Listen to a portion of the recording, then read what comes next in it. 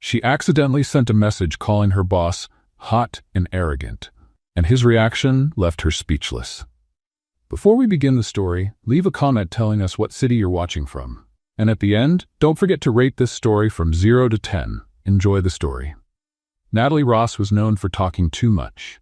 She was authentic, witty, and had a sense of humor that always made people laugh. But she also had a talent for getting herself into trouble with her own words. And that morning, her big mouth almost ended her career. Balancing a cup of coffee, some reports, and her phone between her shoulder and cheek, she vented to her best friend in the group chat. Or at least she thought it was the right group. Seriously, I can't take Owen anymore. That man is like a Greek god in a suit, way too handsome, but also the most arrogant and unbearable person on the planet. He's like a hot corporate dictator. She laughed to herself and hit send. A second later, the silence in the marketing room seemed to mock her. Every eye was on Natalie. A coworker nearly choked on his coffee before whispering, "You sent that to the company group." Her blood ran cold. The screen glowed in her hand. Message sent to Global Team Group. Hundreds of eyes, including Owen Carter's, the CEO. Notifications started pouring in, laughing emojis, shocked reactions, "Oh wow." And then, like something out of a horror movie, one final alert. "Owen Carter listened to your voice message." Natalie's heart started racing. No, this can't be happening," she whispered to herself, panicking. Before she could come up with a way out, firm footsteps echoed down the hall. The sound of polished shoes made the whole room fall silent. And there he was. Tall, flawless, with a cold stare that could see through someone's soul. "Miss Ross," he said in a deep, firm voice, not raising his tone. "We need to talk, now." Crossing that hallway felt like walking to the gallows. Inside his office, with a stunning view of Manhattan behind him, the silence felt heavier than any lecture. Natalie tried to speak. "Mr. Carter, that was a misunderstanding." He raised an eyebrow, almost amused. "Hot corporate dictator? Is that how you see me?" Natalie swallowed hard, wishing she could disappear. But instead of getting angry, Owen stepped closer, a small smile forming at the corner of his lips. "There are many ways I could handle this situation. I could fire you today." He paused, letting the weight of his words sink in. "But I prefer another solution." Her eyes widened. "From now on, you'll be working directly with me. Every report, presentation, and meeting, we'll do it together. Every day." Natalie blinked, stunned. "Is this punishment?" "Let's just say, it's a re-education. This should be interesting." His smile grew, as if he had a plan in mind. She walked out of the office in disbelief. She hadn't been fired, but maybe this was worse. And as she walked back under the curious stares and whispers, one thought kept spinning in her head. Owen Carter wasn't mad. No, he was enjoying this. And Natalie knew that smile of his was only the beginning of a game that could turn her whole life upside down. The next morning, Natalie tried to pretend everything was normal. She arrived on time, greeted her coworkers with her usual smile, and sat at her desk as if nothing had happened. But how do you act normal when the CEO of the company just made your life his personal reality show? It didn't even take 15 minutes for Owen to appear. "Good morning, Natalie. I see you're right on time," he said, appearing behind her like a silent, elegant ghost in a suit. She nearly spilled her coffee. "Mr. Carter, you're very quiet these days. It's one of my many talents," he replied with that dry tone she was already starting to resent. "I need to review the sales report you prepared yesterday." Natalie frowned. "But that report isn't even from my department." "It is now. Remember our conversation yesterday?" As if she could forget. Owen pulled a chair and sat next to her, so close she could smell his cologne. A very expensive one, of course. "May I ask why you're here?" "Direct supervision, remember?" He pointed at her computer screen. "And by the way, that staple is crooked." Natalie looked at the staple holding a few papers together. "Seriously? You're checking my staples now?" "Details matter, Natalie. Just like your posture. Your back is slouched." She straightened up automatically, then realized what she had done and sighed. "Don't you have anything else to do? Like, run a company?" Owen smiled slightly. "Running a company includes making sure all employees are aligned." "Speaking of alignment, how about we schedule a meeting for 3 o'clock? "To discuss what?" "Operational efficiency." Natalie blinked. "That doesn't even make sense. I work in marketing. You work wherever I say now, he replied, standing up. Oh, and Natalie, yes, congratulations on your vocal boldness yesterday. It was very enlightening. He walked away, leaving Natalie with the urge to throw the bent paperclip at his head. At 3 o'clock, she was in the meeting room, alone, waiting. Owen came in 5 minutes later, carrying a folder and looking supremely bored. So, he said, sitting across the table, how are you adjusting to the new arrangement? Wonderfully. I love being micromanaged by someone who shows up out of nowhere to criticize paperclips. I see your usual good humor is still intact. It's a natural gift. Owen flipped through a few papers in the folder, clearly pretending to be busy. Tell me, Natalie, do you still think I'm arrogant, or have I evolved into charmingly unbearable? The question caught her off guard. Was he really quoting her audio? Well, she tilted her head, pretending to think seriously. I think you've reached a whole new level. Arrogant, unbearable, charming, and intrusive. It's practically a talent. Intrusive? You literally appear behind me without warning. It's like having a very well-dressed ghost supervisor. To her surprise, Owen almost smiled. Almost. And what do you suggest I do? Wear a bell? Or maybe announce your arrival like medieval heralds. Hear ye, the CEO is coming. This time he couldn't hide it. The corner of his mouth curved slightly. You have quite the imagination. Thank you. I have other qualities too, in case you're interested in discovering them. Owen looked at her for a moment, and Natalie felt something strange in the air, like they were playing a game neither of them really knew the rules to. How about a coffee? He asked suddenly. Now? They went to the break room, where Natalie made 2 cups of coffee while Owen watched her every move. Don't you have anything better to do? She asked, stirring the sugar. I'm doing exactly what I want to do, which is getting to know you better. The spoon stopped mid-stir. Natalie looked at him. Get to know me better? You said some very interesting things in that audio. I want to know if there's more where that came from. You want me to keep bad-mouthing you? I want you to be honest. Like you were yesterday. Natalie laughed, a genuine, amused sound. Careful what you wish for, Mr. Carter. My honesty can be dangerous. I'm willing to take that risk. She handed him the cup, and when their fingers briefly touched, she felt a strange spark. She said, trying to sound casual, what's the plan? Follow me around until I make another epic mistake? Maybe. Or maybe I just want to see what other talents you're hiding besides vocal boldness. Oh, I have plenty of talents. I can spill coffee on important people, trip over imaginary rugs, and create awkward situations out of thin air. Impressive resume. I work hard at it. They returned to the room and Owen seemed more relaxed. Natalie noticed that when he wasn't being the intimidating CEO, he was almost normal. Almost. You know, she said, sitting back down, you smile more than I expected. I do? A little. In the corner of your mouth, like you're hiding fun secrets. Owen studied her carefully. And you observe more than you should. That's another talent of mine. How many talents do you have exactly? Still figuring that out, but I can guarantee they'll all give you a hard time. This time, Owen laughed for real, a low, genuine sound that completely changed his face. I'm starting to believe that. The rest of the afternoon went by quickly, with Owen finding excuses to show up at her desk. Comments about reports, questions about projects, remarks on her posture.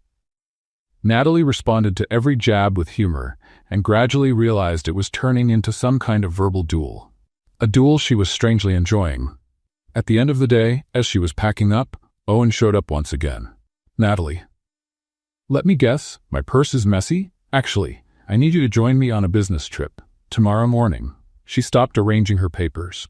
A trip? Portland. Investor meeting. It'll be quick. And why me? Owen gave that secret smile again. Because you're my new special assistant. Remember?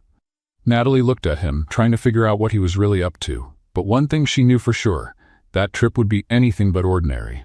All right, she finally said. But if you try to tell me how to pack my suitcase, I swear. Swear what?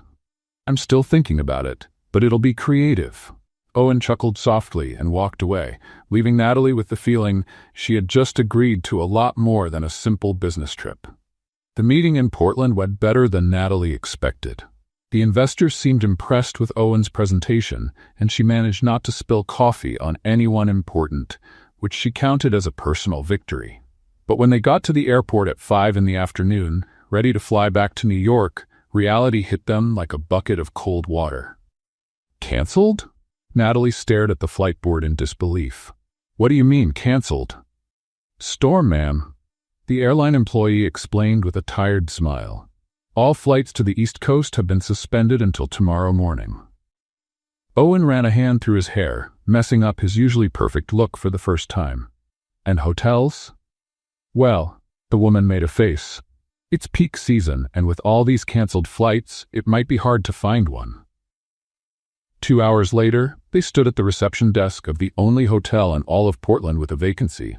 It was a modest place, but clean, clearly not used to hosting executives in $1,000 suits. 1 room with 2 beds, said the receptionist, handing them the key. That's all we have.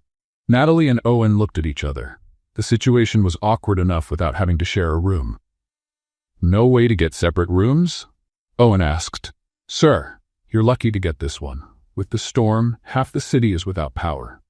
In the elevator, the silence was so heavy that Natalie could almost feel it. Owen looked visibly uncomfortable, adjusting his tie for the 3rd time in 5 minutes. Relax, she finally said. I'm not going to attack you during the night. I promise to keep my hands to myself. He glanced at her. That's not what I'm worried about. Then what? Owen hesitated. Do you snore? Natalie burst out laughing. Seriously? That's your concern? That I snore? It's a valid question. Well, get ready to find out. The room was small but cozy. 2 twin beds with a nightstand in between, an old TV, and a window facing a busy street in Portland. Owen looked around like he was analyzing a complicated puzzle. Not fancy, but it'll do, Natalie said, tossing her bag onto one of the beds. Definitely not fancy. Oh, come on. Where's your sense of adventure? Probably left it on the private jet we couldn't take. Natalie laughed and started digging through her bag. I'm going to the corner store to grab a few things. You want anything? Like what? Real food. Maybe some chips, soda, things normal people eat when they're stuck in modest hotels. Owen looked genuinely puzzled. Chips? Wow, you really never had a normal life, did you? Natalie stared at him, amazed. Stay put, I'll be back. I'm going to introduce you to the world of junk food. When she came back 20 minutes later, she found Owen sitting at the edge of the bed, still in his full suit, staring at the TV like it was an alien object. You didn't change? She asked, dropping the groceries onto her bed. I didn't bring casual clothes. Of course you didn't. She shook her head and pulled out a bag of chips, soda, and microwave popcorn. You bought popcorn? It's tradition. Strange hotel night with a coworker requires popcorn. It's practically a federal law. Owen watched as she took off her shoes and walked to the bathroom with a smaller bag. Where are you going? To change clothes. Unlike some people, I don't sleep in a suit. When she came out, wearing pink unicorn pajamas, Owen was clearly trying not to laugh. Don't say a word, she warned, pointing a finger at him. I wasn't going to. Liar. You're laughing on the inside. Maybe a little. At least I brought pajamas. Are you going to sleep with your tie on too? Owen looked down at his clothes like he had just now realized he was still wearing them. I didn't bring pajamas. Seriously. Natalie gave him a look of genuine disbelief. Who travels without pajamas? People who usually stay in hotels that offer silk robes. Right.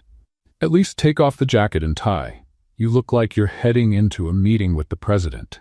Hesitant, Owen took off the jacket and loosened the tie. It was the first time Natalie had seen him looking less than perfect, and she had to admit he looked even more attractive this way. More human. Better, she said, tearing open the bag of chips. Now let's eat junk food and watch bad TV like normal people. I don't eat chips. You're eating this today. She pushed the bag toward him. It's part of the experience. Owen cautiously picked up one of the orange snacks and studied it like it was a scientific specimen. Just eat it already, Natalie said, rolling her eyes. He took a bite, chewed slowly, and his expression shifted slightly. It's not terrible. High praise coming from you. She turned on the TV and started flipping through the channels. What do you usually watch? News, documentaries, economic programs. Of course you do. She stopped on an old romantic comedy. How about this? Seems frivolous. Perfect. Just what we need. As the evening went on, something strange started to happen. Owen gradually began to relax. First, he took off his shoes. Then he rolled up his shirt sleeves. And when Natalie made a particularly funny comment about the movie's main character, he laughed, a real, genuine laugh. "You're funny," he said suddenly.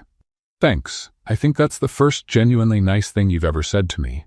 "That's not true." "It is. Every other comment has been either sarcastic or a disguised constructive criticism." Owen thought about it. "Maybe you're right. I'm always right. It's another one of my talents." "How many talents do you have exactly?" "Still counting." She turned to him on the bed. "And you? Do you have any talents besides intimidating employees and wearing expensive suits?" "Is intimidating employees a talent?" "Definitely. You're really good at it." Owen smiled. A real one this time, not his usual secret smirk. "What else do you want to know?" "Everything. What were you like as a kid? Were you always this serious?" "No." He hesitated, then continued. "Actually, I was pretty wild. My mom used to say I was a hurricane on legs." "No way. You?" "I swear. I once broke the living room window trying to play soccer inside the house."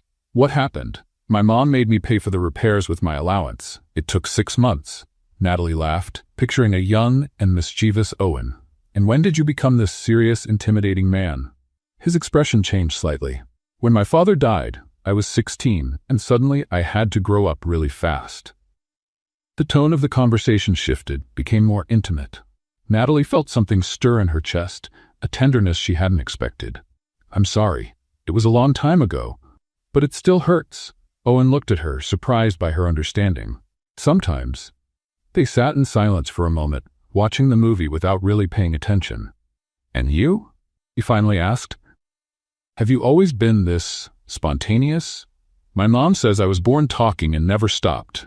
Natalie smiled. "I was that kid who asked why about everything, drove everyone crazy. I can imagine. My parents got divorced when I was 12. I think that's when I learned to use humor as a shield." "What do you mean?" "If you make everyone laugh, they don't notice you're sad inside." Owen studied her closely. "Do you still do that?" "Sometimes," she shrugged. "It works most of the time. But not always." "Not always." They looked at each other, and Natalie felt something shift in the air between them, as if they were truly seeing each other for the first time. "Do you want popcorn?" she asked suddenly, needing to break the intensity of the moment. "Sure." She walked over to the tiny microwave in the room and put the popcorn in. While she waited, Owen came closer, standing beside her. "How long does it take?" "A few minutes." She was very aware of how close he was, of the warmth radiating from his body. "Owen?" "Yes?" "You're different from what I thought." "Different how?" "More human." He chuckled softly. "Thanks. I think." The popcorn started popping in the microwave, and Natalie went to get ice from the bucket she had filled earlier. But when she turned around quickly, she bumped into Owen, who was standing right behind her. Ice went flying everywhere, some cubes hitting his chest. "Oh no!" Natalie started laughing. "Sorry." Owen looked at the ice cubes sliding down his shirt, and, to her surprise, he started laughing too. "You even managed to be clumsy with ice."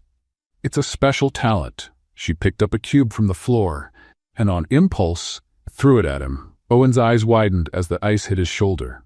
"You didn't just do that." "I did." She picked up another cube, laughing, "and I'll do it again." What followed was a completely childish and ridiculous ice war. They ran around the tiny room, laughing and throwing cubes at each other like kids. Owen, with his wet shirt and messy hair, looked years younger, and when they finally stopped, breathless and laughing, they were standing very close to each other. The laughter faded gradually. Owen raised his hand and brushed a strand of hair from her face. "Natalie," he said softly. "Yes? I..." That's when the fire alarm went off. The shrill sound filled the room, completely breaking the moment. They quickly pulled apart, looking around in confusion. "What was that?" Owen began. "Oh no, the popcorn!" Natalie ran to the microwave, where smoke was pouring out of the edges. "I forgot about the popcorn." She opened the door, and a cloud of smoke escaped, making the alarm blare even louder. The popcorn was completely burned, black as coal. "How do you even burn popcorn?" Owen shouted over the alarm. "It's another one of my talents," she shouted back, trying to wave away the smoke with a towel. It took them 10 minutes to shut off the alarm and air out the room. By the time they managed, they were exhausted, soaked from the melted ice cubes, and embarrassed by the moment that had almost happened. "Well," Natalie said, trying to break the awkwardness. At least we're not going to starve. We still have Doritos. Owen ran a hand through his wet hair. Maybe we should try to get some sleep. Tomorrow's going to be a long day. Yeah, you're right. They got ready for bed in silence, each avoiding looking at the other. Natalie curled up in her bed, pretending to be comfortable, while Owen lay stiff as a board. "Natalie?" he said in the dark. "Yes? No snoring, okay?" She smiled into the darkness. "You either." But neither of them really slept that night. The next morning, the flight back was almost completely silent. Owen had returned to being the cold, distant CEO, and Natalie couldn't figure out why. The man who had laughed with her and almost kissed her seemed to have completely vanished. When they got back to the office, he barely looked at her. "Thanks for coming along on the trip," he said formally. "You may return to your usual tasks." And then he disappeared into his office, leaving Natalie completely confused and, for the first time since meeting him, genuinely hurt. The following Monday, Natalie arrived at work expecting Owen to return to his usual teasing behavior. Instead, it was like Portland had never happened. Owen passed by her desk 3 times that morning without even glancing her way. When she tried to greet him in the hallway, he just nodded briefly and kept walking. And when she offered coffee, something that had become a tradition between them, he declined without even looking up. "No thanks, I don't need coffee today." Natalie stood there in the hallway, holding 2 cups and feeling completely foolish. "All right," she mumbled to herself. "I guess we're back to the robot CEO program." What bothered her the most wasn't just how cold he was acting. It was the fact that she was genuinely hurt. And that was ridiculous, because there was nothing between them besides a few jokes and a moment that almost happened. Almost being the key word. "You okay?" asked Jessica, her coworker. "You look like you swallowed a whole lemon." "I'm fine. Why wouldn't I be?" "I don't know. You've got that look like you lost a bet and ended up with a bill to pay." "That's such a weird comparison." "It's a talent of mine." Jessica studied her. "Are you sure you're okay? You and the boss seem to be getting along better lately." Natalie nearly choked. "Me and Owen? Getting along? Where did you get that idea?" "Oh, please, everyone in the office noticed. The teasing, the little smiles, that trip to Portland." "It was work." "Sure it was. And I'm the first lady." Natalie decided to change the subject before Jessica asked more uncomfortable questions. "Do you know if he's all right?" "Owen, he seems grumpier than usual today." "Grumpier than usual? Wow, that's nearly impossible." Jessica thought for a moment. "Actually, he turned down coffee from 3 different people this morning, and you know how much he depends on caffeine." So it wasn't just her. That made Natalie feel a little better, but also more worried. The rest of the morning dragged on like a snail climbing a wall. Natalie tried to focus on her work, but her mind kept going back to Portland. The moment they almost kissed, the way he looked at her, his laugh during the ice war. It had been real. The connection between them had been real. So why was he acting like she had turned into furniture? By lunchtime, she couldn't take it anymore. She knocked on his office door.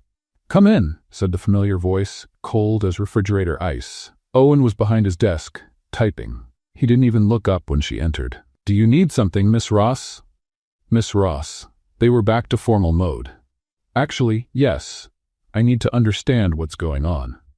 Now he looked up, his expression perfectly neutral. "I'm not sure I understand. You've been acting like I have some kind of contagious disease since we got back from Portland." "I'm not treating anyone differently. I've simply returned to appropriate professional behavior." Natalie felt a wave of heat rise in her chest. Appropriate professional behavior? Exactly. Owen turned his attention back to the screen. "That trip gave us a clear perspective on proper boundaries between employees." "Proper boundaries?" "Yes." Natalie stayed quiet, trying to process what she was hearing. So everything that happened in Portland was a mistake? The conversation, the laughter, the moment we almost... Nothing happened in Portland. He cut her off, still not looking at her. It was just an inconvenient evening caused by bad weather. The coldness in his voice hit her like a bucket of ice water. Natalie's cheeks burned. "I see," she said, trying to keep her voice steady. "Well, I'm glad we cleared that up. We certainly wouldn't want any more inconveniences." Owen looked up, and for a split second she thought she saw something flicker across his face, But it was so quick she might have imagined it. Exactly. Great. Natalie turned to leave, then stopped. Oh, and Owen? Of course, Mr. Carter. She looked him in the eye. Just so you know, you can pretend nothing happened. But I know you are enjoying it just as much as I was. And the fact that you're running from it only proves you're exactly what I said in that voice message. A stuck-up coward in an expensive suit. And she walked out before he could say anything. The rest of the week was a frozen hell. Owen kept acting like she was invisible, and Natalie decided two could play that game. It was on Friday that Chase Williams showed up. Chase was the new marketing intern. 25 years old, sun-bleached blonde hair, an easy smile, and a cheerful attitude that clashed completely with the icy atmosphere of the office. "You must be Natalie," he said, showing up at her desk with a bright smile. "I've heard a lot about you. I hope it was all good. Only the best." Chase leaned casually on her desk. "They say you're the funniest person in the office. Well, I do try. And very pretty too." Natalie blinked, surprised by his honesty. Then an idea began to take shape in her mind. A terrible, vengeful, probably foolish idea. But it might work. "Thank you, Chase. You're very charming yourself." She started slow, a brighter smile whenever Chase walked by, louder laughs when he made jokes, longer chats in the break room, and it worked. The next Monday when Chase brought her coffee, Natalie noticed Owen standing in the hallway, watching. His jaw was tight. "That's so sweet of you," she said loud enough for Owen to hear, touching Chase's arm. "You're a sweetheart." Chase smiled, clearly pleased. "Anything for you, Natalie." On Tuesday, she had lunch with Chase in the cafeteria, laughing loudly at his surfing stories. Owen was seated 3 tables away, and she could feel his eyes burning into her back. On Wednesday, when Chase suggested they go out for dinner, Natalie said yes, loudly, right in front of the elevator where Owen was waiting. "That sounds wonderful," she said with a glowing smile. "I love men who know how to have fun." Owen stepped into the elevator with a look that could cut glass. By Thursday, during the weekly team meeting, everything finally exploded. Chase was presenting a project when Owen interrupted sharply. "This report is incomplete," he said, with a coldness that made everyone in the room shrink in their seats. "Sir?" Chase blinked, confused. "The third quarter data is incorrect. The methodology is sloppy. And your conclusions are, frankly, ridiculous." Natalie felt her blood boil. Chase had spent days on that report, and she knew it was perfect. She had helped review it. "With all due respect, Mr. Carter," said Chase, trying to stay calm, "I reviewed that data 3 times. Then I suggest you review it a 4th. Owen stood up, dominating the room with his presence. "And next time, focus less on social distractions and more on the work." The silence in the room was deafening. Everyone knew exactly what Owen meant. Chase turned red. "Sir, this meeting is over," Owen cut in. "Everyone may leave, except you, Miss Ross." One by one, the co-workers left the room, including Chase, who gave Natalie a confused look before walking out. Once they were alone, Owen turned to her, his eyes burning with anger. "What exactly do you think you're doing? Working. Like any regular employee." "Don't play games with me, Natalie." "Oh, so I'm Natalie again?" She stood up and faced him. "That's interesting. Last week I was Miss Ross. You know exactly what I mean." "Actually, I don't know. You told me nothing happened in Portland, that it was just a little inconvenience." "So why do you care who I'm having lunch with?" Owen took a step toward her. Because what, Owen? Because you're doing this just to get a reaction out of me. To get a reaction from you?" Natalie laughed, but there was no humor in it. "That's a bold assumption. Maybe I'm just moving on. After all, you made it very clear there's nothing going on between us." "Natalie, Chase is handsome, fun, and he treats me like I'm someone worth knowing. Imagine that. He's a boy. And you're a man who doesn't know what he wants." She stepped closer. "At least Chase doesn't go from warm to cold like a broken air conditioner." Owen stared at her for a long moment, breathing heavily. "You have no idea what you're talking about." "Then explain it to me." "I can't. Can't or won't? Both." Natalie shook her head, frustrated. "You're impossible, Owen Carter. Completely impossible." She turned to leave, but he grabbed her arm. "Natalie, wait. For what? So you can tell me again that nothing happened, that I'm imagining things?" "So I can tell you you're driving me crazy." She stopped and looked at him. "What?" "You heard me." "Then why?" "Because it's complicated.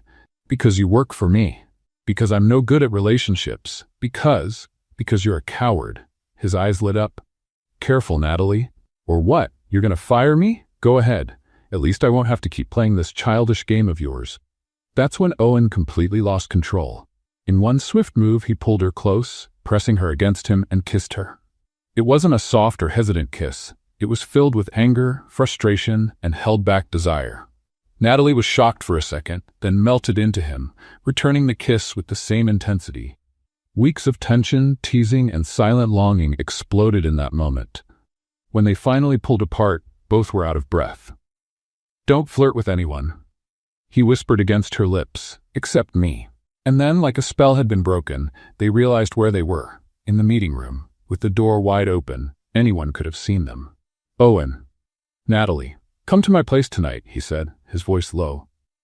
"Please." Natalie looked into his eyes and saw everything he couldn't put into words. All right. That night changed everything between them.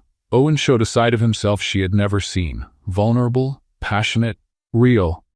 And when morning came, Natalie woke up in his arms, feeling whole for the first time in a long time. But reality hit like a cold bucket of water when she noticed the time. "Owen!" She shook him. "I need to get home and change. We're going to be late for work." He smiled sleepily. "We can be a little late. Easy for you to say when you're the boss." She laughed, already getting up. "I need to keep up appearances." An hour later, Natalie arrived at the office trying to look normal, though her heart was still racing from the night before. She had barely sat down at her desk when she noticed something was off. The looks, the way conversations stopped when she walked by, the secretive little smiles exchanged between coworkers. "Morning, Jessica," she greeted her colleague, trying to sound casual. Jessica nearly spilled her coffee. "Oh, Natalie, good morning." Her voice was unusually high. "So, how was your night?" "Normal. Why?"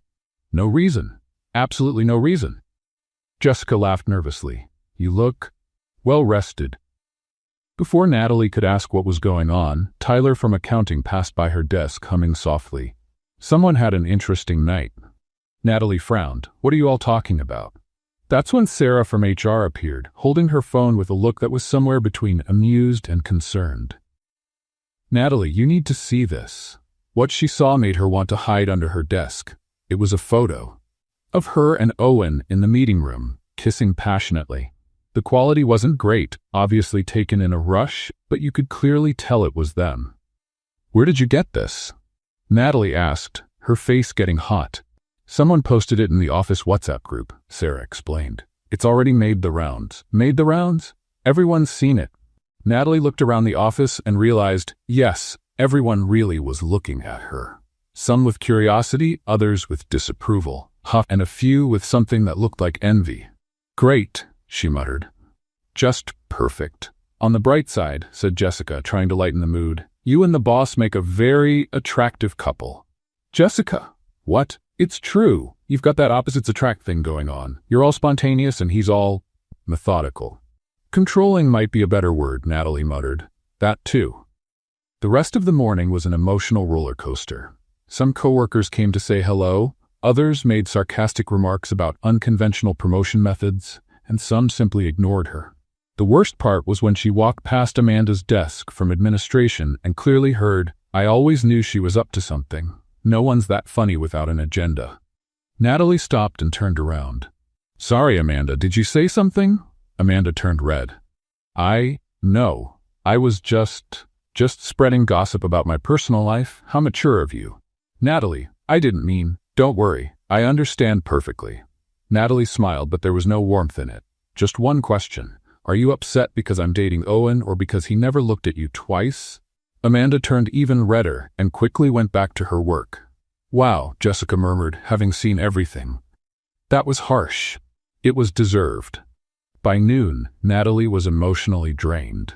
Every conversation, every glance, every whisper made her feel like she was under a microscope. That's when Owen showed up. He walked through the office with his usual confidence, greeting people, acting like nothing had changed. When he reached her desk, the entire office went silent. "Natalie," he said, reaching out his hand, "shall we have lunch?" She looked at his hand, then at all the curious faces around them. "Owen, maybe it's better." "Better what?" He raised an eyebrow. "Aren't you hungry?" I am, but then let's go. Natalie took his hand, feeling everyone's eyes on them as they walked toward the elevator. You saw the pictures, she said as soon as the doors closed. I did. And you're not worried? Owen looked at her with an amused expression. Why should I be? Because now everyone knows, and people are talking, making comments. So what? So what? Owen, this affects your professional reputation. Natalie. He stopped the elevator between 2 floors and turned to her. I don't care what people think about my personal life. But I do. They're saying I'm taking advantage of the situation, that I have ulterior motives. Do you? Do I what? Have ulterior motives? Natalie looked at him. Of course not. Then why do you care what they say? Before she could answer, Owen kissed her again, right there in the stopped elevator. Owen, she protested when they pulled apart. Someone could walk in. Let them. He restarted the elevator. There's no turning back now, Natalie, and I don't want there to be. In the cafeteria, Owen deliberately chose a table in the middle of the room. Natalie tried to sit with her back to the crowd, but he gently turned her chair. Don't hide, he said softly. You didn't do anything wrong. I feel like I did. Why? Because, she hesitated. Because now we're the office's main entertainment, and because I don't know if you're doing this because you really want to, or because you feel obligated after what happened. Owen stopped eating and looked at her seriously. You think I feel obligated? I don't know what you feel. Yesterday you ignored me, today you're making public statements. It's confusing. You're right, he sighed. I was confused, maybe scared. Scared of what? Of you, of what I feel for you, of what it means. Natalie felt her heart race. And now? Now I've decided to stop fighting it. In the following weeks, they settled into a routine. Secret meetings on the company rooftop during breaks, where they could talk without curious stares. Notes discreetly left on each other's desks. Inside jokes only they understood. Owen started leaving flowers on her desk every Friday, always with funny cards that made her laugh loud enough for everyone to hear. To the only person who can burn popcorn and still be perfect. Oh. Thanks for teaching me that Doritos can be a balanced meal. Your favorite CEO. Gradually, the nasty comments faded. Some coworkers even began rooting for the couple, especially after seeing how much more Owen smiled when he was with her. But it wasn't all sunshine. Natalie started noticing little things, like how Owen sometimes grew distant during personal conversations, how he changed the subject when she asked about his past, how there was a hidden sadness in his eyes at unexpected moments. Have you ever been married? She asked one afternoon while they shared sandwiches on the rooftop. Owen nearly choked. Why that question? Female curiosity. You're 32, successful, good-looking, you must have broken a few hearts along the way. Some, he answered vaguely. Someone special? Owen stayed silent for so long she thought he wouldn't answer. No, no one, he finally said. That answer bothered Natalie more than it should have. She tried to ignore the feeling, but the doubt began to grow like a seed in fertile ground. The following week, while Owen was in a meeting, she needed to pick up some documents from his office. That's when it happened. Looking for the papers in the desk drawer, her fingers found something unexpected. A letter. Or rather, part of a letter, as if the rest had been torn off. Without thinking, she read the visible words. I know you will never forgive me for what I did, but you need to know that I still love you. I know you still love me too. What we had was real, even though it ended so terribly, Sarah. Natalie felt her stomach drop. That letter seemed recent. The handwriting was feminine, delicate, and the tone, Natalie? She jumped, quickly hiding the letter. Owen was standing in the doorway, watching her with an expression she couldn't read. Did you find the documents you needed? He asked. Yes, she lied. I found them. But in truth, she had found much more than she was looking for. Natalie spent the rest of the day pretending everything was normal, but the letter burned in her mind like a mark. Every smile from Owen, every gentle gesture, every sweet word felt like a lie now. Because when she had asked if there was someone special, he had said no. And now that letter confirmed something else. When he invited her to dinner, she accepted, but only because she needed answers. At the Italian restaurant they had chosen, Owen was relaxed, telling a funny story about a meeting gone wrong, but Natalie could barely focus. You're acting strange today, he observed, cutting into his risotto. Did something happen? Actually, yes. Natalie set down her fork and looked at him. I need to ask you something. Go ahead. About Sarah. Owen stopped chewing.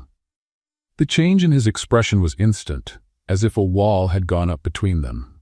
What about Sarah? Who is she really? And don't give me that someone from the past story. I saw the letter, Owen. What letter? The letter in your drawer. Her letter. Owen closed his eyes for a moment, as if gathering strength. You went through my things. I was looking for the documents you asked me to get. The letter was right there in plain sight. Natalie leaned forward. So, are you going to tell me the truth, or do I have to guess? Owen let out a heavy sigh. Sarah was my fiancée. For 3 years. Fiancée. Natalie felt her stomach drop. And what happened? We broke up 2 weeks before the wedding. 2 weeks? That must have been a complete nightmare. The invitations had already been sent, the cake ordered, the venue booked. We had to cancel everything. Natalie could see the pain in his eyes, even after all these years. Why did you break up? Owen stayed silent for so long she thought he wouldn't answer. She cheated on me, he finally said, his voice low. With my best friend, in my apartment, in our bed. Owen? Natalie reached out to touch his hand, but he pulled away. I came home early from work to surprise her. The surprise was mine. I'm sorry, that must have been terrible. It was. He gave a short laugh, but there was no humor in it.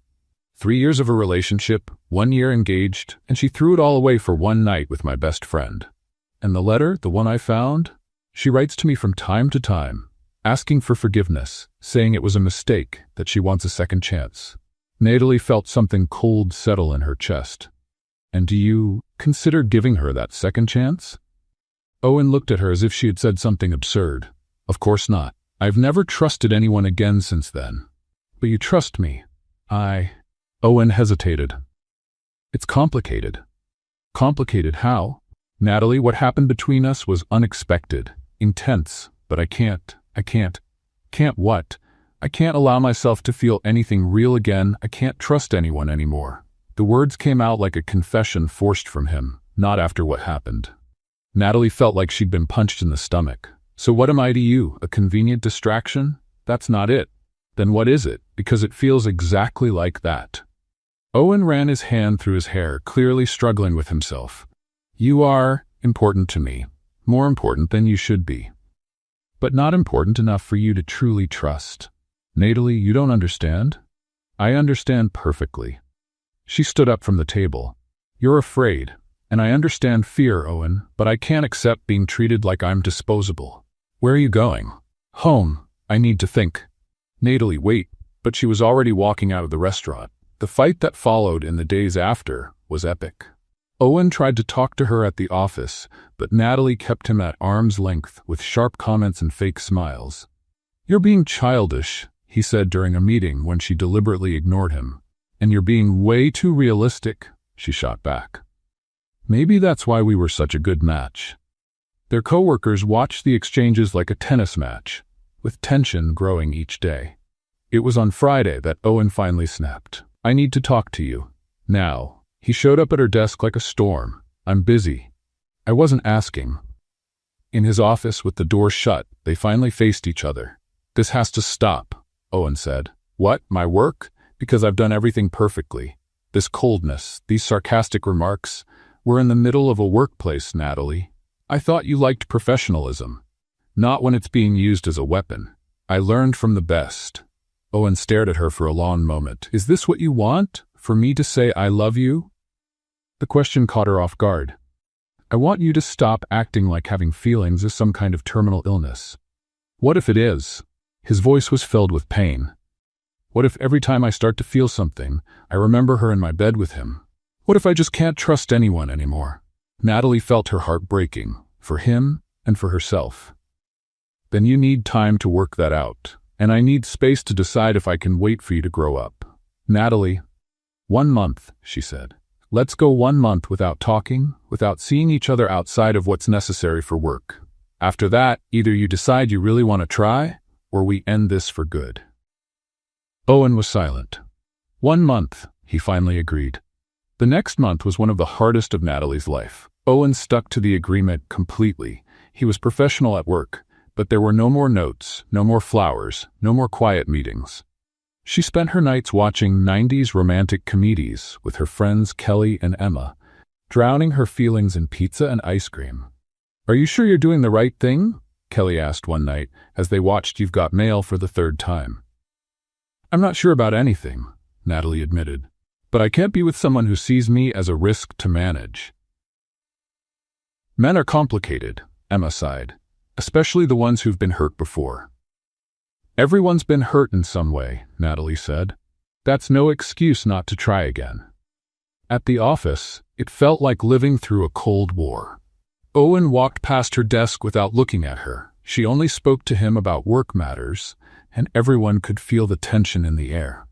Sometimes she caught him looking at her with an expression she couldn't quite read.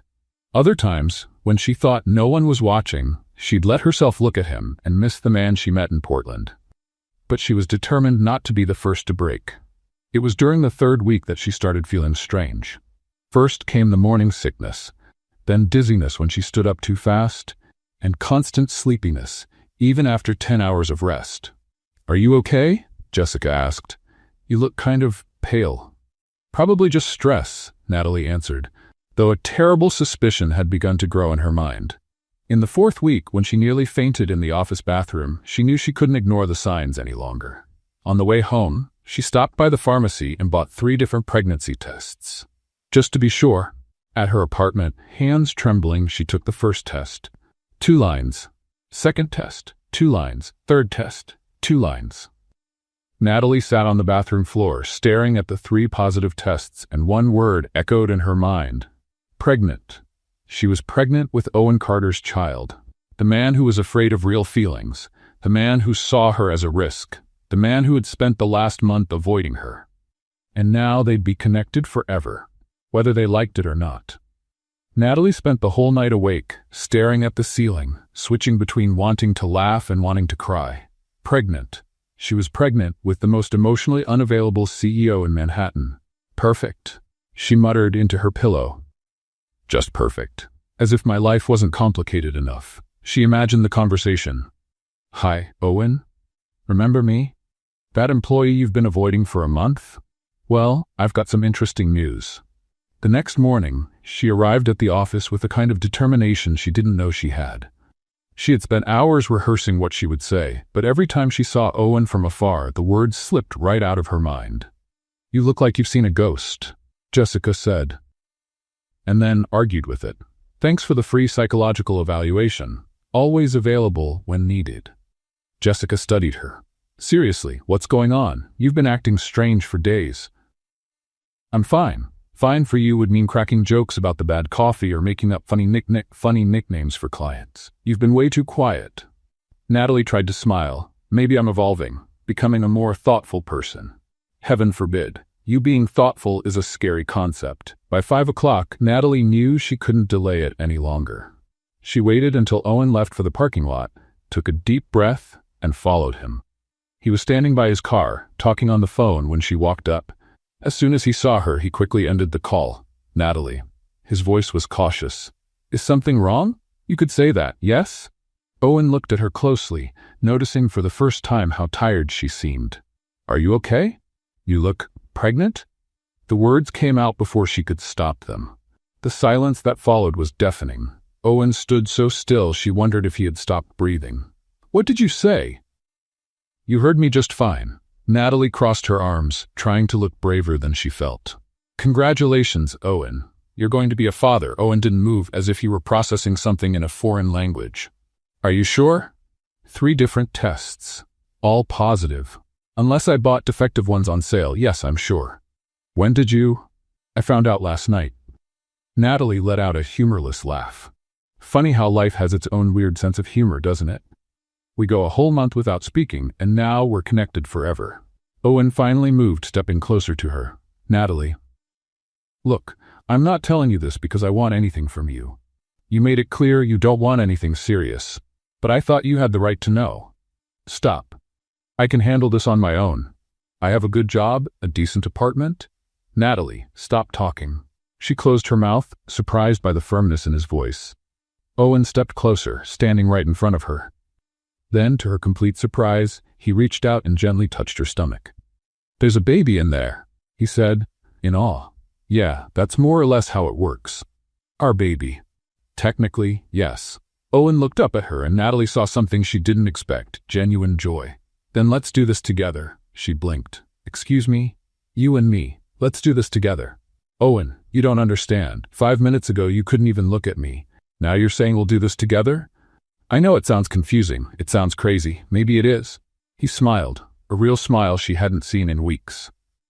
"But you know what I realized over this past month?" "What?" "That I miss you.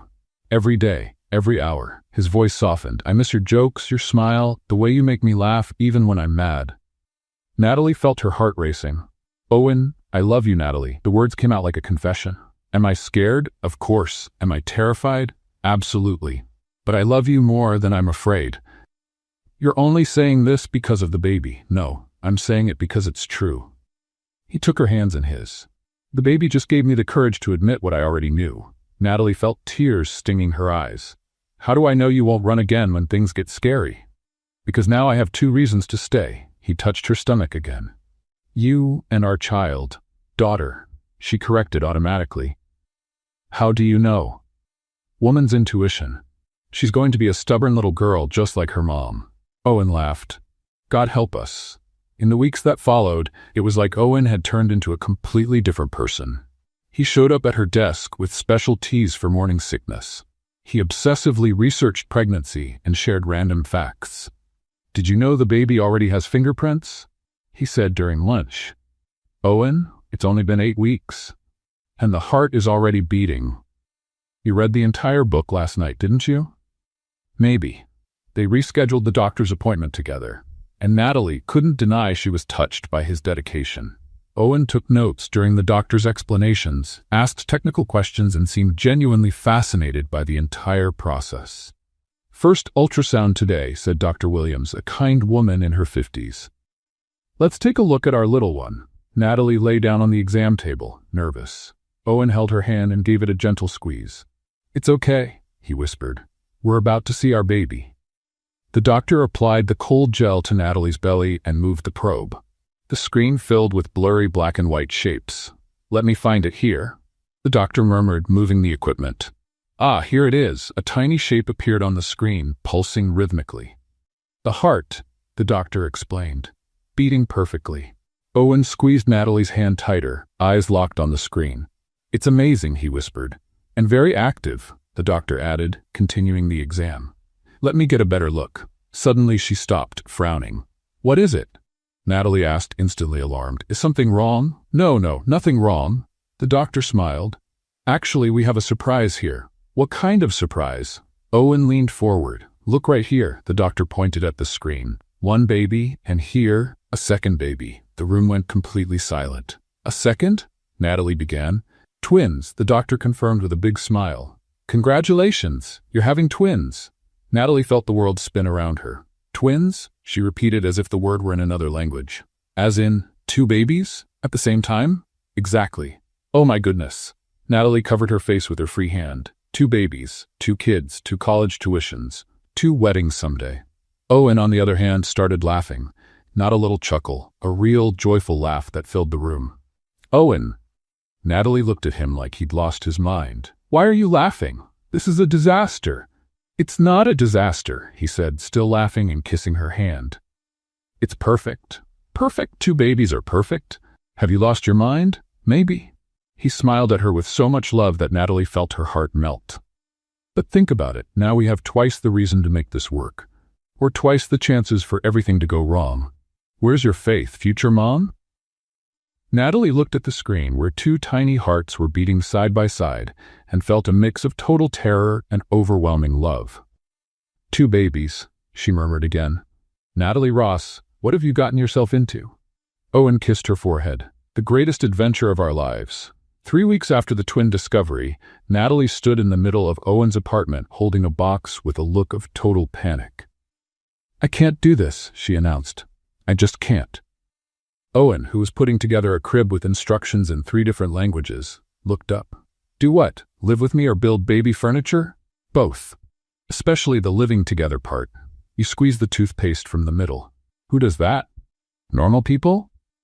Normal people squeeze from the bottom up. It's a basic rule of civilization. Owen smiled, already used to Natalie's panic attacks about domestic details. We can buy 2 tubes of toothpaste, and you leave dirty dishes in the sink overnight. 1 coffee cup. It's about the principle. Natalie sat down on the box she was holding. What if we find out we're totally incompatible for living together? What if you find out I sing in the shower? Loudly? You sing in the shower? Like a bird with vocal problems. I can't wait to hear it. Natalie stared at him, searching for any hint of sarcasm, but he looked genuinely amused. You have serious self-preservation issues. Maybe. Owen walked over and kissed her forehead. But I'm willing to take the risk. Moving into Owen's apartment was an interesting process. Natalie brought 3 boxes of books, an impressive collection of mugs with funny sayings, and a different pair of pajamas for every day of the week. How many pajamas does one person need? Owen asked, watching her put away the 15th set. Is that a rhetorical question? Because the answer is, you can never have too many pajamas. And this one? He held up a pink pajama set with flamingos. That's for special occasions. What kind of special occasions involve flamingos? You'll find out. Adjusting to life together was easier than Natalie expected. Owen turned out to be surprisingly flexible for someone used to controlling every part of his professional life. He let her reorganize the entire kitchen, didn't complain when she turned his office into a half-office, half-future playroom, and even learned how to make pancakes when she started having strange cravings. Pancakes with vanilla ice cream at 7 in the morning, he said one Tuesday, placing the plate in front of her. I'm pretty sure this breaks several nutritional laws. The babies want pancakes, Natalie replied, digging into the food with enthusiasm. Who am I to say no? How do you know it's the babies and not you? Because I usually hate pancakes in the morning. Now I love them, so it's the babies. Flawless logic. They spent weekends shopping for furniture for the baby's room, an activity that revealed some very real personality differences. We're going to need 2 of everything, Owen said, jotting down notes on his tablet. 2 cribs, 2 changing tables, 2 dressers. Or we could just improvise, see what works. Improvise with newborns? Why not? Our parents improvised with us and we survived. Our parents didn't have twins. Minor detail. But Owen was determined to have everything perfectly organized. He made spreadsheets with feeding schedules, researched the best diaper brands, and even bought a book on how to raise twins with maximum efficiency. You do realize babies aren't business projects, right? Natalie asked one evening, finding him making charts about infant sleep patterns. I'm preparing. You're going overboard. Maybe a little. It was during one of these obsessive prep sessions that Owen decided it was time for Natalie to meet his mother. My mom wants to meet you, he said casually over breakfast. Natalie nearly choked on her orange juice. Your mom, now? She's curious about the woman who made me smile again. What if she doesn't like me? Impossible. How can you be so sure? Because I love you, and my mother trusts my judgment.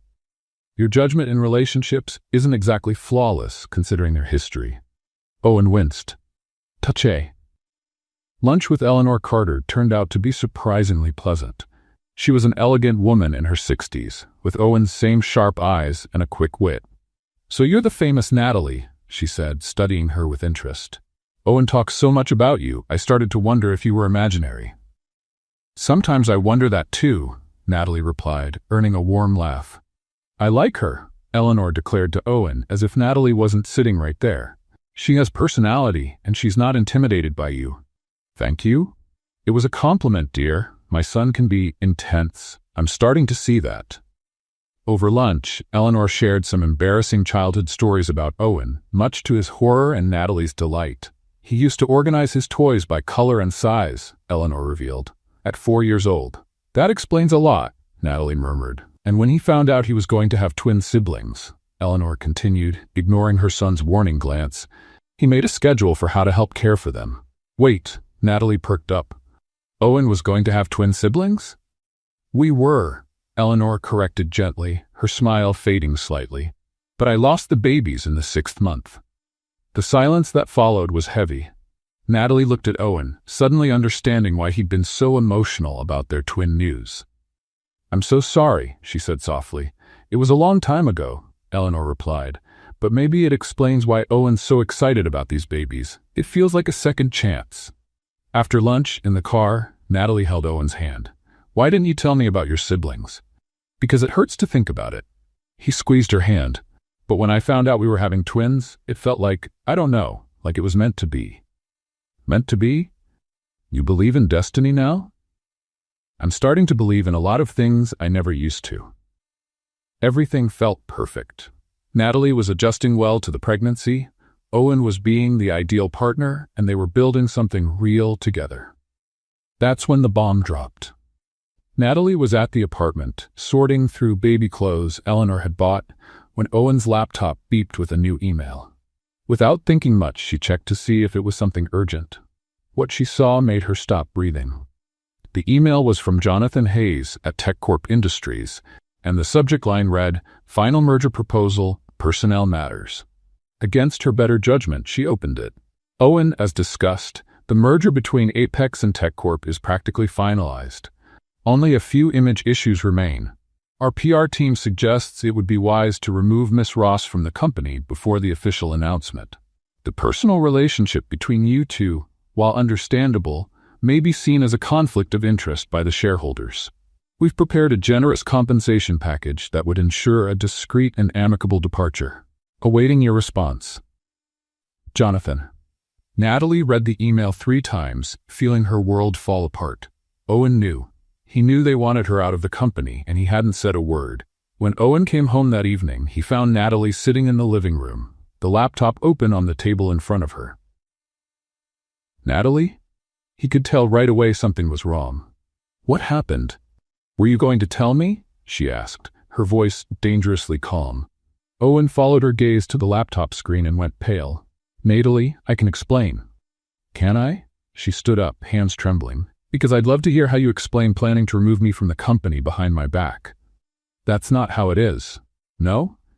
Then how is it, Owen?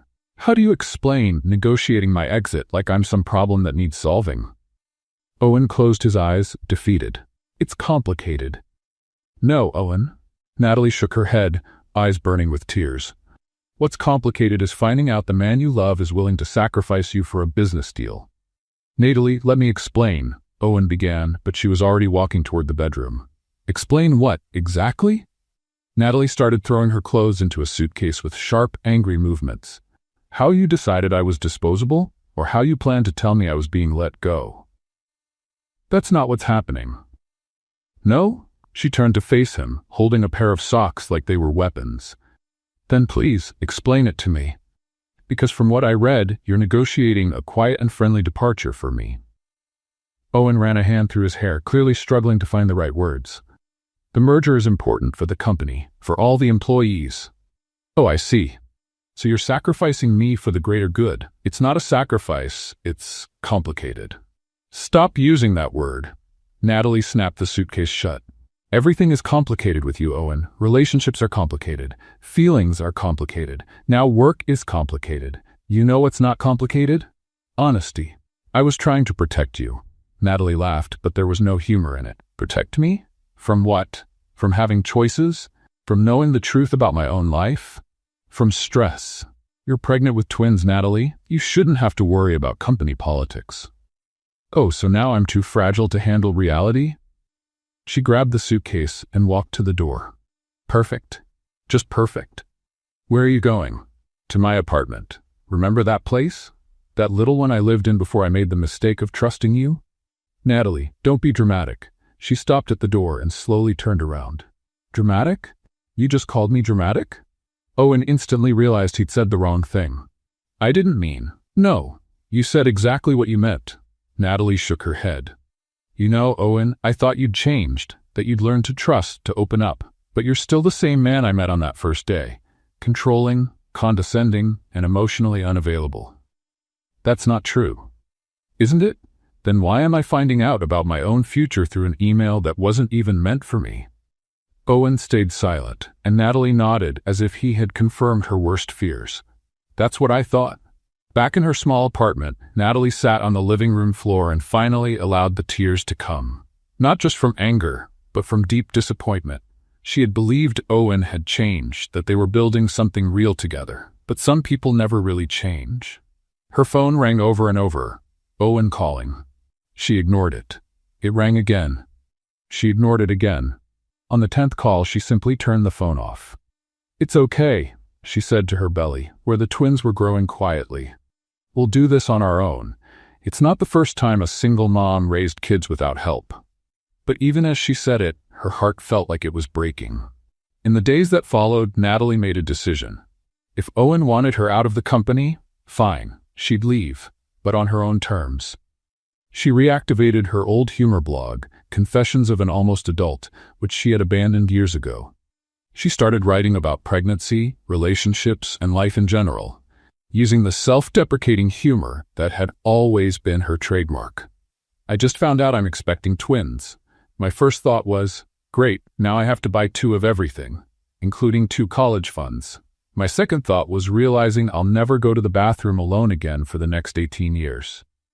To her surprise, the blog took off. In 1 week, it had 1,000 followers. In 2 weeks, 5,000. People connected with her honest humor about the struggles of adult life. Today, I found out that the father of my babies thinks I need to be protected from making decisions about my own career. Apparently, being pregnant has turned me into a delicate flower that might wilt at the first sign of stress. Someone forgot to tell me that along with hormones, I also gained emotional fragility and an inability to make rational choices. How convenient." The comments were supportive and funny, and for the first time in weeks, Natalie finally felt like herself again. Meanwhile, at the office, Owen was sinking in regret. He tried to focus on work, but his thoughts kept drifting back to Natalie, to the look of disappointment in her eyes, to the way she had packed her life into a suitcase and walked out of his house and out of his life. "You look terrible," Jessica said, walking into his office uninvited. "Thanks for the constructive feedback. You're welcome." She sat down in the chair across from his desk. "Where's Natalie?" "At home." "At her apartment or yours?" Owen shot her an annoyed look. "Her apartment." "Oh, so you two had a fight. It's none of your business." "Of course it is. Natalie's my friend, and you're an idiot if you let her go." "Jessica." "No, listen to me." She leaned forward. "I've worked here for 5 years. I've never seen you truly smile until you met Natalie, and now you're back to your usual grumpy, unbearable self." "My usual self?" "Exactly. And frankly, I prefer the happy version of you, so whatever you did, undo it." Owen sighed. "It's not that simple." "Why do men always think things are more complicated than they really are?" Jessica stood up. "Do you love her?" "Yes." "Does she love you?" I think she does." "Then stop being proud and go after her." After Jessica left, Owen was alone with his thoughts, and for the first time, he admitted the truth to himself. He had chosen business over Natalie. Again. Just like he'd always done since Sarah. Always choosing the safe, controllable option instead of taking a real risk. But Natalie wasn't Sarah. And now he was losing not only the love of his life, but also the best version of himself. That's when he knew what he had to do. The next morning, Natalie was at home, working on a new blog post, when someone knocked on the door. She opened it to find a delivery person holding a huge bouquet of sunflowers, her favorite flowers. Tucked inside the bouquet was an envelope. With trembling hands, she opened it and read, "Natalie, I know I don't deserve it, but I need to see you. One last conversation. If after that you want me out of your life, except for the babies, I'll understand. Meet me today at 6 o'clock in Central Park, near the lake. By the bench where we sat on our second, almost first date. I have something important to tell you, and a question to ask. Owen." "A question?" Natalie looked at the flowers, then at the note, then at her belly where the babies were growing. Part of her wanted to throw the flowers away and ignore the invitation. But another part, the part that still loved him despite everything, was curious. What kind of question could Owen Carter possibly have that was so important?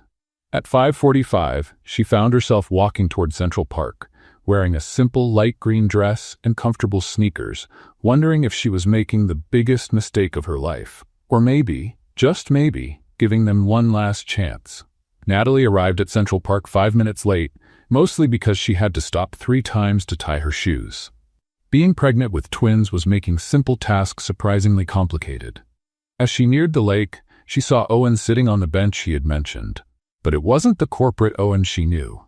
He wasn't wearing a tie. He was in jeans and sneakers. A sight so unusual, she had to blink twice to be sure it was really him. "You came," he said, standing up as she approached. "Curiosity," she replied, trying to keep the tone light. "And you're dressed like a normal person. Thought I'd try something different." "Where's the suit? Isn't the world going to end without you in a suit?"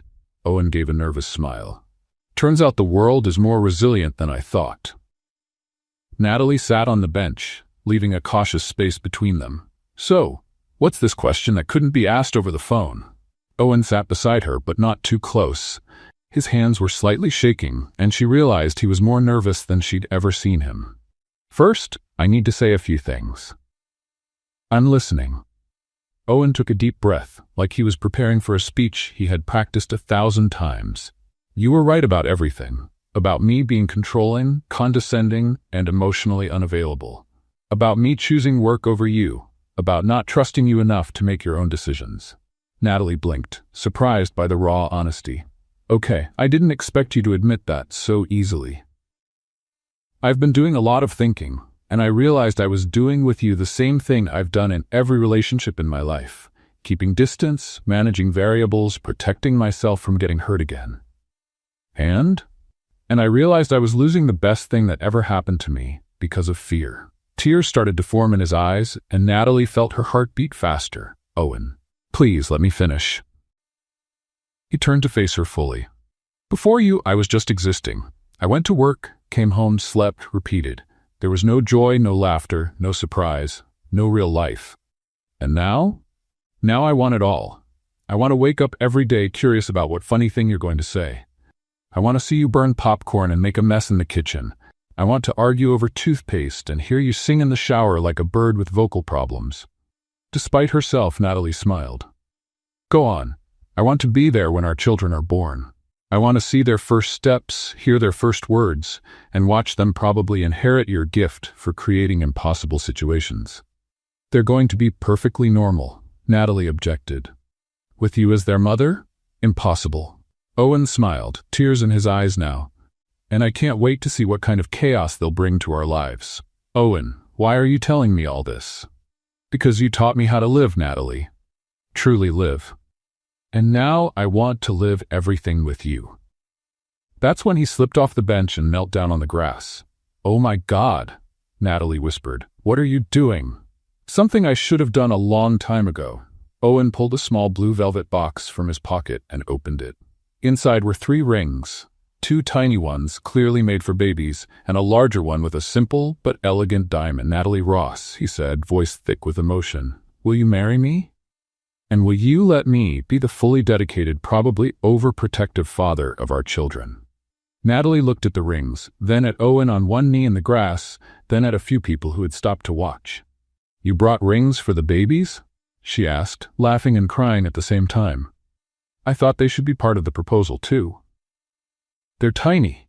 They're symbolic. We'll save them until they grow."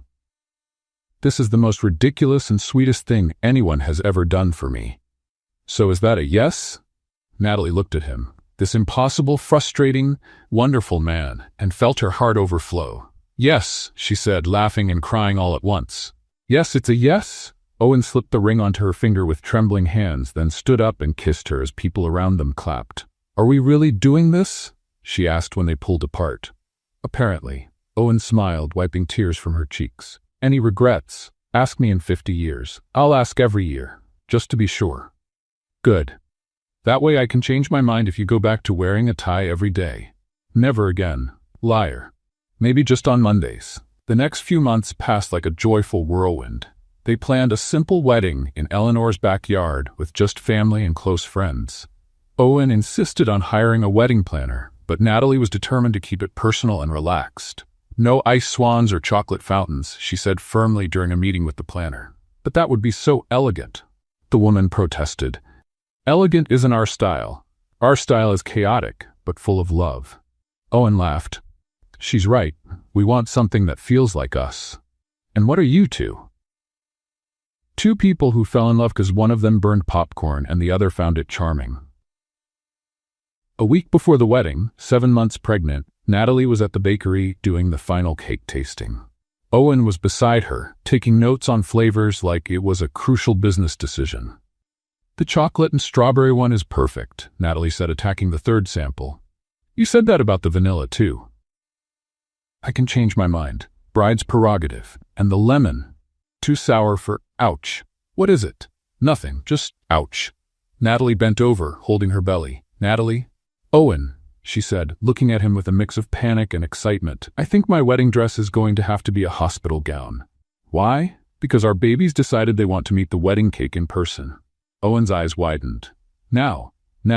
And there in the fanciest bakery in Manhattan, surrounded by cake samples and sugar flowers, Natalie went into labor a week before the wedding. "Well," she said, trying to breathe through another contraction, "at least our love story is going to have an interesting ending." Owen grabbed her hand, laughing nervously. "Interesting doesn't even begin to cover it. Our kids are already making chaos before they're even born. They are definitely our kids." What followed was probably the most chaotic ambulance ride in Manhattan history. Natalie was having contractions every 3 minutes, Owen was on the phone trying to juggle 3 things at once, and the paramedic looked like he was questioning his career choices. "Take deep breaths," the paramedic instructed for the 5th time. "I am breathing," Natalie shouted during a contraction. "He's the one who needs to breathe." Owen looked visibly pale, gripping her hand tightly while speaking on the phone. "Mom." "Yes, we're on the way to the hospital." "No, it's not a false alarm." "Yes, 1 week before the wedding." "No, we didn't plan it this way." "Owen," Natalie said through panting breaths, "hang up that phone or I swear I'll throw it out the window." "Mom, I have to go. Natalie's having violent thoughts." "Violent thoughts?" Natalie glared at him. "Owen Carter, when this is over, you'll find out what real violent thoughts look like." At the hospital, things didn't calm down much. The medical team was ready for premature twins, but clearly not ready for the couple that came with them. "Sir, you need to calm down," the nurse told Owen, who was pacing back and forth across the room. "I am calm," he replied. "Clearly not calm. I just want to make sure everything's being done right." "Owen," Natalie called from the bed, "you're making me more nervous than the contractions." "Sorry, it's just, this is real. It's actually happening." A bit late for that realization, don't you think? Dr. Patterson, the obstetrician, entered the room with the calmness of someone who had seen every kind of family drama before. "How are we doing, Natalie?" "Well, doctor, considering I'm about to give birth to twins a week before my wedding, in a hospital, instead of on a honeymoon, I'd say I'm fantastic." "She's handling this very well," the doctor noted to Owen. "And you, sir?" Owen stopped mid-sentence, looked at Natalie, then at the monitors, and suddenly turned very pale. "I think I'm going to," and fainted, literally. "Owen," Natalie yelled, trying to sit up in bed. "Stay down," the nurse said, rushing to help Owen. "This happens more often than you'd think." "He fainted." "During labor. Folks, it happens. Too much stress, too many emotions. He's a CEO. He deals with pressure all the time. Apparently this is a different kind of pressure," Dr. Patterson added with a smile. When Owen woke up 5 minutes later, he found Natalie looking at him with a mix of concern and amusement. "Welcome back, future dad," she said. "How about staying conscious for the rest of the show?" "I fainted." "Yep, right in front of the whole medical team. Very manly of you." "I'm sorry, don't be, it was hilarious. Now come over here and hold my hand like a responsible adult." The next 4 hours were a roller coaster of emotions. Pain, nervous jokes, and moments of pure terror. Owen redeemed himself by holding Natalie's hand, offering ice chips when needed, and saying encouraging things even when she threatened him with physical harm. "When this is over," she said during a particularly strong contraction, "you're getting a vasectomy, whatever you say, and you'll cook for a whole month. Deal. And you'll handle every nighttime diaper for the first 6 months. That doesn't sound fair. You want to renegotiate right now?" "No, ma'am." Finally, at 11:47 p.m., Emma Carter was born, followed 3 minutes later by her brother, James Carter. 2 perfect little babies, small but healthy, crying as if protesting their sudden change of address. Exhausted but glowing, Natalie held both babies while Owen stood beside the bed with a look that shifted between total awe and overwhelming love. They're so small, he whispered, gently touching James's tiny hand. They're premature, Owen. That was expected and perfect. And yours? Natalie smiled at him. Ours. Owen leaned down and kissed her forehead. You were incredible. I know, and you fainted. I'll try to do better next time. Next time? Natalie looked at him. Owen Carter, if you think there's going to be a next time. Just kidding. I'm kidding. The first few days at home were absolute, wonderful chaos. Emma had her mother's strong lungs and liked to prove it at 3 a.m.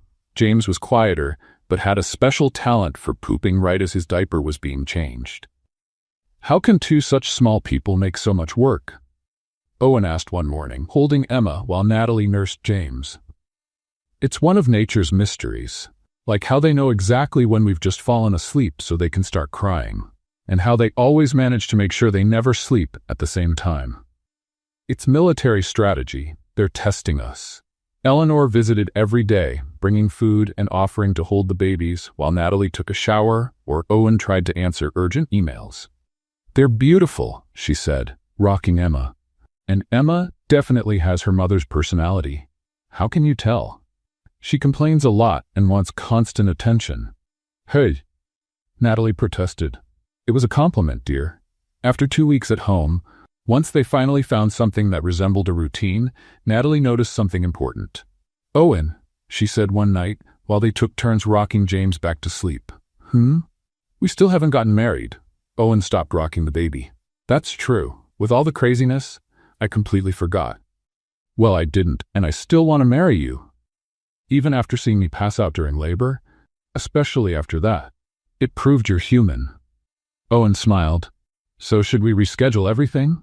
Actually, Natalie said with that mischievous smile he knew so well, I have a better idea. What kind of idea? The kind you'll think is completely crazy. Now I'm worried. You should be. Natalie laid James in the crib and turned to Owen with a sparkle in her eyes. How about I propose to you this time? Owen's eyes widened. You want to propose to me? Why not? You had your chance. Now it's my turn to do it my way. And what's your way? Natalie smiled mysteriously. You'll find out, but I promise it's going to be unforgettable.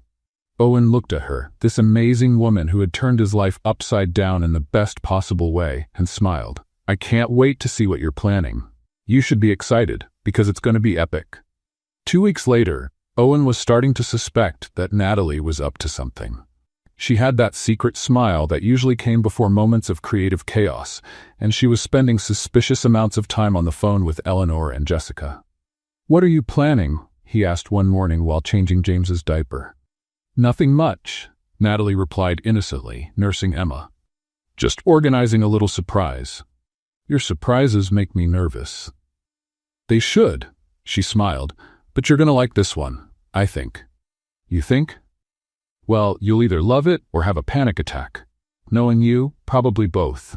The following Friday, Owen came home from work and found the house strangely quiet. Normally, he'd walk into at least one baby crying and Natalie singing a silly lullaby off-key. Natalie? He called, heading up the stairs. Up here, came her voice from the bedroom. He found the twins peacefully sleeping in their cribs and Natalie getting ready in front of the mirror, wearing a simple but elegant white dress. You look beautiful, he said, kissing her neck. Special occasion? Very special. She turned to him with a radiant smile. Put on your best outfit. We have somewhere to be. What kind of event? The kind that will change our lives forever. Again. 20 minutes later, they were in the car with the babies, driving toward the new house Owen had bought for them. A house with a spacious yard and enough rooms for a growing family. Why are we going to the new house? Owen asked, more confused by the minute. Because that's where we're having our engagement party. Our engagement party? Well, technically, it's going to be our proposal party, because I haven't officially proposed to you yet. Owen stopped the car in the driveway and looked at her. Natalie, what did you do? Something epic. Just like I promised. When they got out of the car, Owen saw that the yard had been transformed. There were small lights strung through the trees, tables decorated with simple flowers, and about 20 people, close family and friends, waiting for them.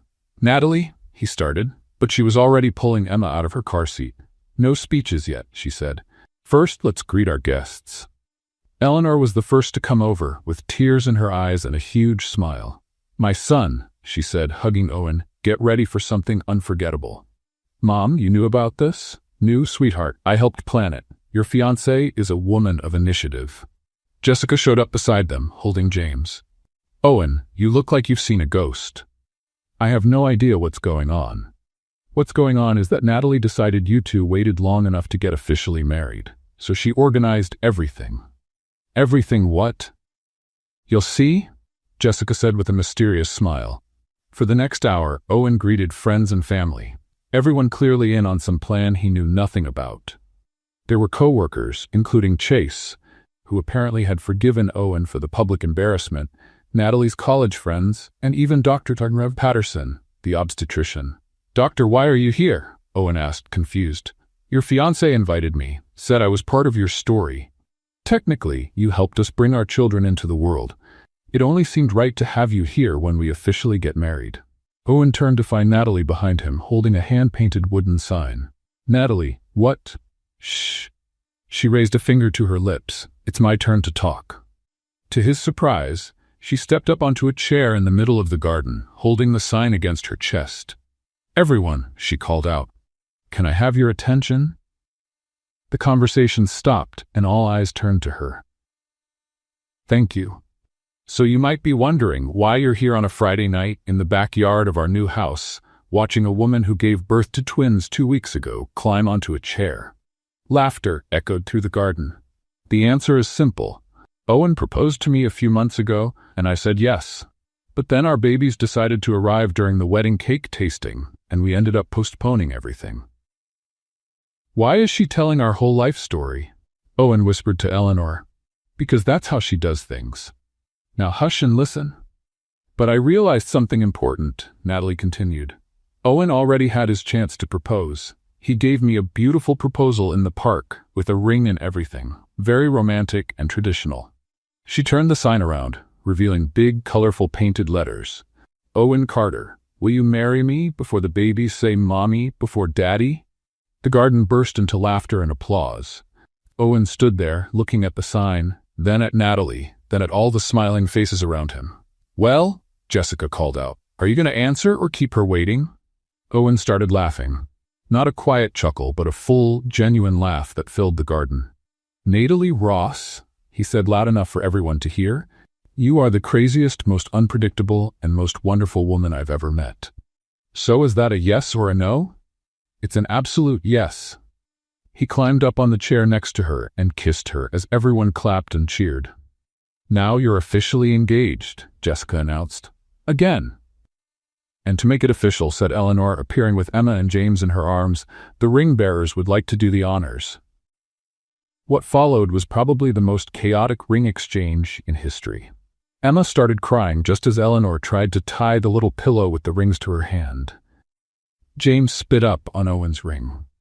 And when they finally managed to exchange rings, both babies decided it was time for a simultaneous diaper change. "Well," said Natalie, holding Owen's hand as Eleanor took the babies inside, "at least our official ceremony will be more traditional." "Official ceremony? You think I planned all this just to swap rings?" Natalie smiled. "Owen Carter, we still have a wedding to celebrate." That's when Dr. Patterson stepped forward, pulling a wallet from his pocket. "As it happens," he said, "in addition to being a doctor, I'm also a licensed minister, and I'd be honored to officiate this wedding if you're both ready." Owen looked at Natalie, then at the friends and family around them, then at the house where their babies were being changed by their grandmother, and his heart swelled with joy.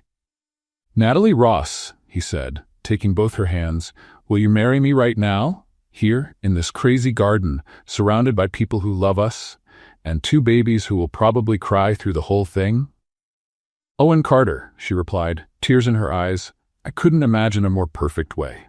The ceremony was everything Natalie had promised, epic, unforgettable, and completely theirs. Dr. Patterson gave a heartfelt speech about love growing in chaos. Eleanor cried through the entire thing.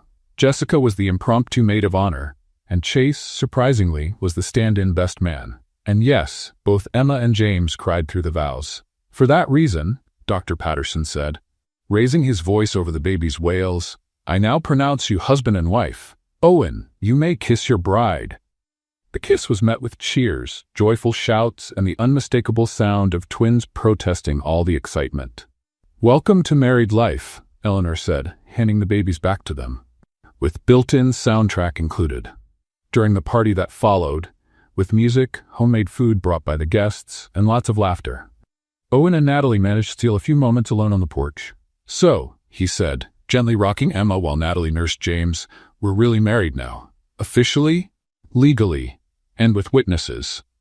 And you pulled it all off by yourself, with help from your mom and Jessica, and basically everyone you know." Owen laughed. "How did I not notice you all were planning this?" "Because you were busy being a new dad and trying not to panic every time the babies made weird noises. They make a lot of weird noises." "Owen? Yes? Do you regret any of it? The voice message I messed up? The chaos we caused at work? Me turning your life upside down?" Owen looked at her, his wife now, the mother of his children, the woman who had turned his carefully managed life into a wonderful, chaotic adventure. "You know what I've learned?" he finally said. "What? That real love doesn't come from perfection. It comes from two imperfect people who refuse to give up."